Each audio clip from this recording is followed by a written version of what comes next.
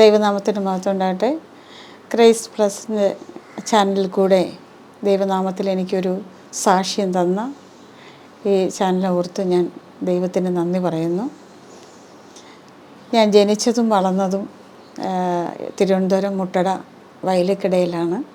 ഞാനൊരു മുസ്ലിം സമുദായത്തിൽ നിന്നും കർത്താവിലേക്ക് ഞാൻ വന്നതാണ്.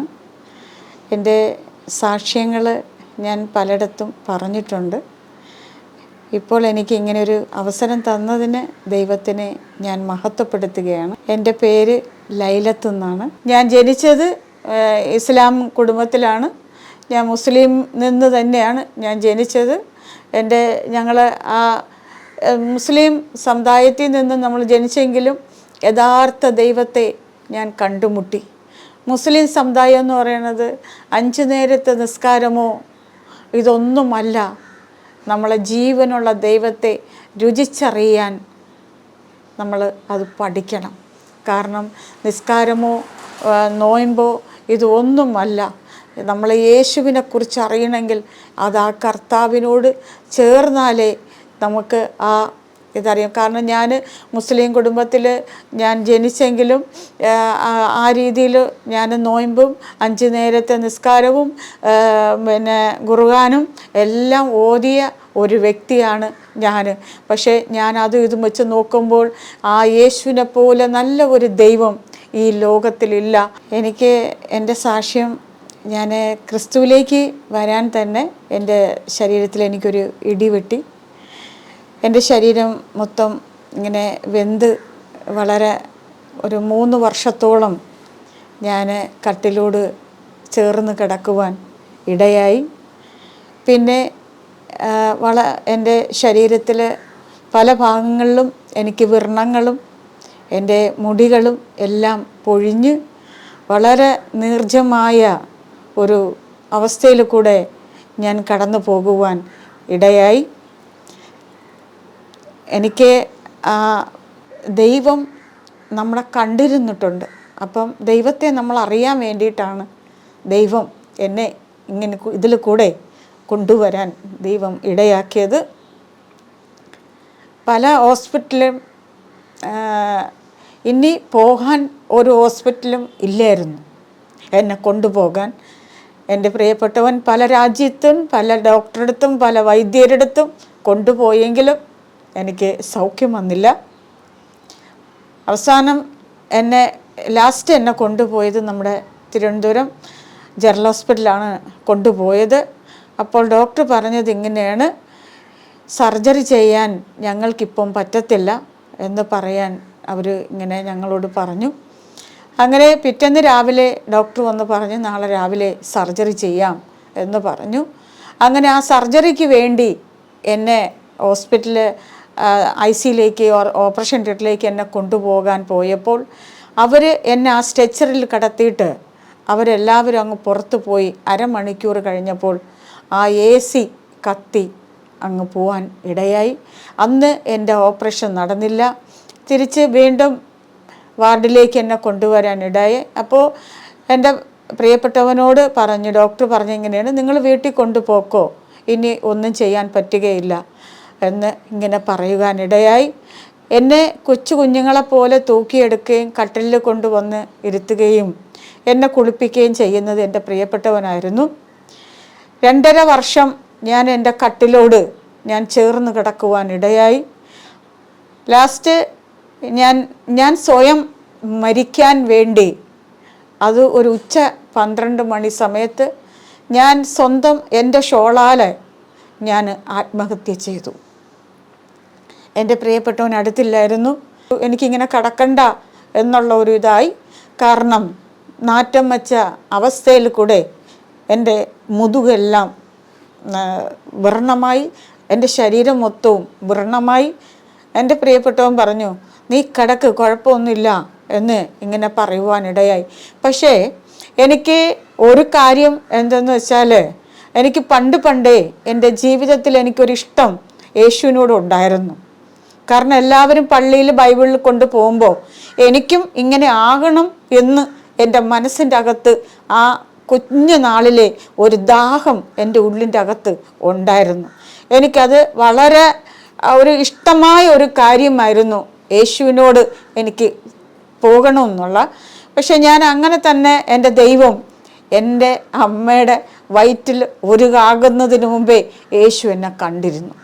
അതാ ദൈവം എന്നെ ഈ വഴി കൂടെ എൻ്റെ കർത്താവ് എന്നെ കൊണ്ടുവരാൻ കാരണം. അതിന് അങ്ങനെ ഞാനാകുന്ന സമയത്ത്, ഞാൻ ഉച്ചയ്ക്ക് ഒരു സമയമായപ്പോൾ ഈ ലോകത്തിൽ ഒരു ദൈവവും ഇല്ല എന്ന് ഞാൻ പൂർണ്ണമായിട്ടും ഞാൻ വിശ്വസിച്ചു. അങ്ങനെ ഇരിക്കുമ്പോൾ എൻ്റെ ഉള്ളിൽ ഓടി വന്ന ഒരു 3 കാര്യം, ഈ ലോകത്തിൽ യേശു മുടന്തരെ എണീപ്പിക്കുന്നു, ചെകിടർക്ക് കേൾവി കൊടുക്കുന്നു, ഊമകരെ സൗഖ്യമാക്കുന്നെന്ന് ഞാൻ ഇങ്ങനെ എൻ്റെ മനസ്സിൻ്റെ ഉള്ളങ്ങളുടെ ഇടയിൽ എനിക്കിങ്ങനെ ഉരുവിടാൻ ഇടയായി. ആ സമയത്ത് ഞാനിങ്ങനെ കിടക്കുന്ന ആ സമയത്ത് എനിക്ക് എന്തോ ഒരു ശക്തി, ഇങ്ങനെ ഞാൻ കിടക്കുന്ന സമയത്താണ് എൻ്റെ ആ ഹൃദയത്തിൽ എനിക്കിങ്ങനെ ഒരു പെട്ടെന്ന് എൻ്റെ ഉള്ളത്തിൽ ഇങ്ങനെ ഈ 3 കാര്യങ്ങൾ ഓടി വരുവാൻ ഇടയായി. പക്ഷെ ഞാൻ എൻ്റെ ഷോള് വെച്ച് തന്നെ ഞാൻ എൻ്റെ കഴുത്ത് മുറുക്കി. പക്ഷെ ഞാൻ ഈ ലോകത്തല്ല എന്ന് എനിക്ക് പൂർണ്ണമായിട്ടും എനിക്കറിയായിരുന്നു. ഞാൻ മറ്റൊരു ലോകത്തിലേക്ക് നിൽക്കുന്നെന്നും എനിക്കറിയാമായിരുന്നു. പക്ഷേ ദൈവം എന്നെ കണ്ടിരുന്നുകൊണ്ട് എൻ്റെ കർത്താവ് ഞാൻ കിടക്കുന്ന ആ സ്ഥലത്ത് എൻ്റെ യേശു വരുവാനിടയായി. ഞാൻ ദൈവദാസന്മാർ എന്നെ ആരും വിശ്വാസത്തിലല്ല കൊണ്ടുവന്നത്, ദൈവമക്കളല്ല എന്നെ വിശ്വാസത്തിൽ കൊണ്ടുവന്നത്. ഞാനും എൻ്റെ യേശുവും മാത്രം ആണ്. എൻ്റെ കർത്താവ് ഞാൻ കിടന്നെടുത്ത് എൻ്റെ അപ്പൻ ഞാൻ ഉറങ്ങിക്കിടന്നപ്പോൾ എനിക്ക് എൻ്റെ ഉള്ളത്തിൻ്റെ അകത്ത് എനിക്കിങ്ങനെ ഒരു തോന്നൽ ഉണ്ടായി, എൻ്റെ ശരീരത്തിൽ ആരോ സ്പർശിക്കുന്നതായിട്ട്. പക്ഷെ ഞാൻ അല്പം കഴിഞ്ഞപ്പോൾ ഞാൻ എണീറ്റ് നോക്കുമ്പോൾ എൻ്റെ കാല് വിട്ടു നിൽക്കുന്നു. ഞാൻ സൗഖ്യമായി. എൻ്റെ ശരീരത്തിലെ സകല വ്രണങ്ങളും ഉണങ്ങി. ഞാൻ പഴയതുപോലെ ഞാൻ നോക്കുമ്പോൾ എൻ്റെ ശരീരത്തിൽ എൻ്റെ മുടി എൻ്റെ തലയിൽ വന്നു.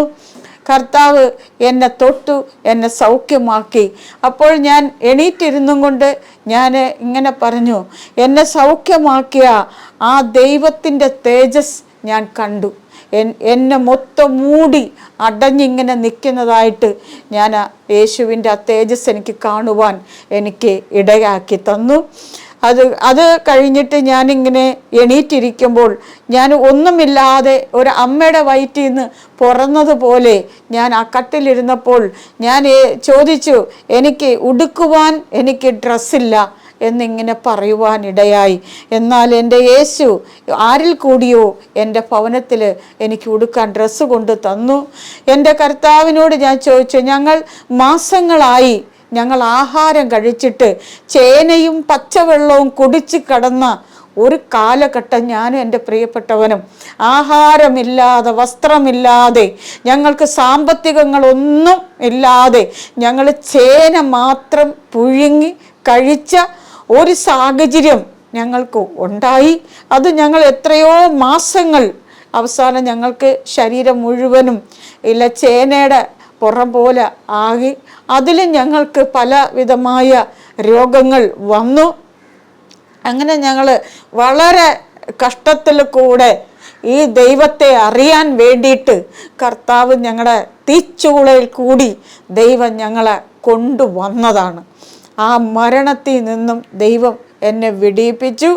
എൻ്റെ കർത്താവ് ദൈവത്തെ അറിയുവാൻ ആ ഒരു നേരത്ത് ഞാൻ ദൈവത്തോട് പറഞ്ഞു, എനിക്ക് ഒരു വസ്ത്രം കൊണ്ടുവന്നതുപോലെ ഞങ്ങൾക്ക് ഒരു നേരത്തെ ഒരു ആഹാരം അല്പരുചിയായിട്ട് കഴിക്കാൻ ദൈവം ഞങ്ങൾക്ക് തരുമോ എന്ന് ചോദിച്ചു. എന്നാൽ സ്വർഗത്തിലെ ദൈവം ഞങ്ങൾക്ക് ആ ഭവനത്തിൻ്റെ അകത്തിൽ ആരിൽ കൂടിയോ ഞങ്ങൾക്ക് ഞങ്ങളുടെ ഭവനത്തിൻ്റെ അകത്ത് ആഹാരം കൊണ്ടെത്തിക്കുവാൻ ദൈവം ഇടയാക്കി.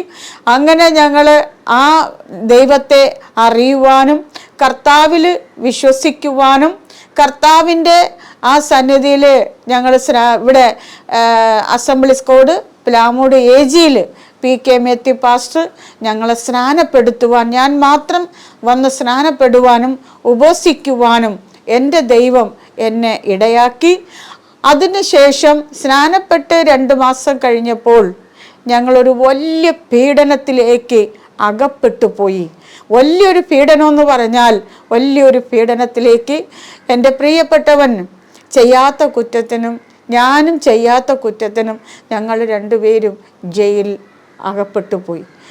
എൻ്റെ പ്രിയപ്പെട്ടവൻ കേസിൽ അത് ഞാനും കൂടെ കൂട്ടുനിന്നാണ് എന്ന് പറഞ്ഞ് ഞങ്ങൾ വലിയൊരു ജയിൽ വാസം കാണുവാൻ ഇടയായി. അങ്ങനെ ഞങ്ങൾ ആ ജയിലിൽ ഞങ്ങൾ കിടന്നു, ഞങ്ങൾ അനുഭവിച്ചു. ഞങ്ങളെ ഇറക്കിയത് കർത്താവാണ്. എൻ്റെ പ്രിയപ്പെട്ടവനെ ഇറക്കി. എൻ്റെ പ്രിയപ്പെട്ടവൻ 78 ദിവസം ജയിലിൽ കിടന്നു. ഞാൻ 2 ആഴ്ച കിടന്നു. അങ്ങനെ അവിടെ നിന്ന് ഇറങ്ങി വിളിച്ച ദൈവം ഞങ്ങൾക്ക് വിശുദ്ധനായിരുന്നു. ഞങ്ങളെ തള്ളിക്കളയാതെ സ്വർഗത്തിലെ ദൈവം ഞങ്ങളെ മാറോട് ചേർത്ത് പിടിച്ചു.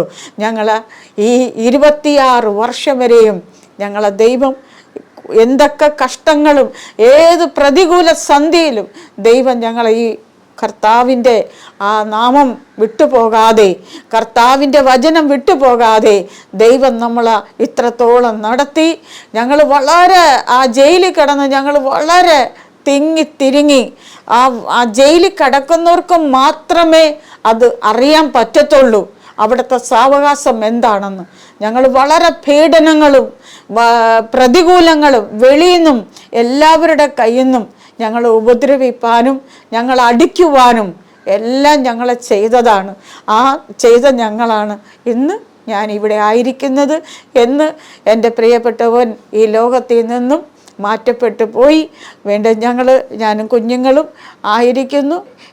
ഇപ്പോൾ എൻ്റെ ജീവിതത്തിൽ എനിക്കിപ്പോൾ ഒരു ചെറിയ ഒരു ഓപ്പറേഷൻ, എൻ്റെ ബ്രസ്റ്റിൽ ഒരു വലിയ മുഴയുണ്ടായി. അത് ഞാൻ ഓപ്പറേഷൻ ചെയ്ത് ഇപ്പോൾ 2 ആഴ്ചയായി ഞാനിങ്ങനെ ഭവനത്തിൽ വിശ്രമിക്കുകയാണ്.